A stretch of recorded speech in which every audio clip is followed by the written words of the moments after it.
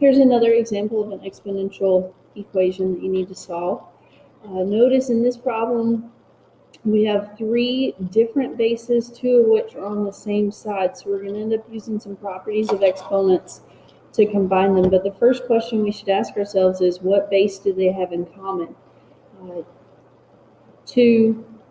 8 is also a power of 2, and 4 is a power of 2. So 2 is the key to this problem. So we'll leave the first exponential the way that it is. It's not expressed here, but technically we're multiplying. 8 is 2 cubed. Notice that we keep the exponent that was already there. 4 is 2 squared. Again, keep its exponent as well.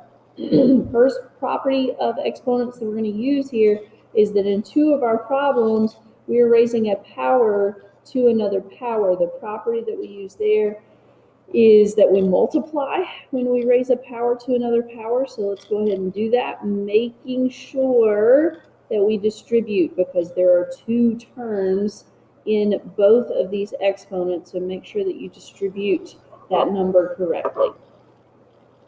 Now we're going to use the property of exponents on the left side of this equation that says when you have the same base, you add their exponents. So we are going to add -3 plus 3x plus 9. It's fine if you can do that without having to show it, but I want you to see what's actually happening here.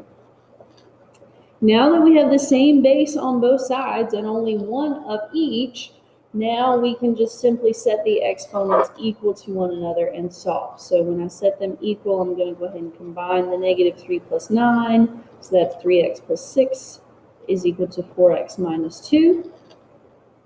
And then subtract the 3x from both sides and add 2. So we get 8 is equal to x. Don't forget, it's an equation. It is so easy to plug that back into the original and confirm that the left side equals the right side before you say that that's your final answer.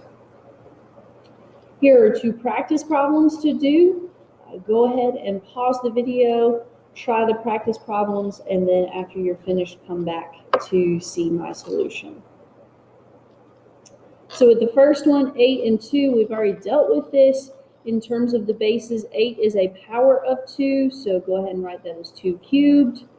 This one, there's nothing else that we have to do. We have the same base, so we just set the exponents equal and solve. So when we add the 1, we get 4 is equal to 2x, divide by 2.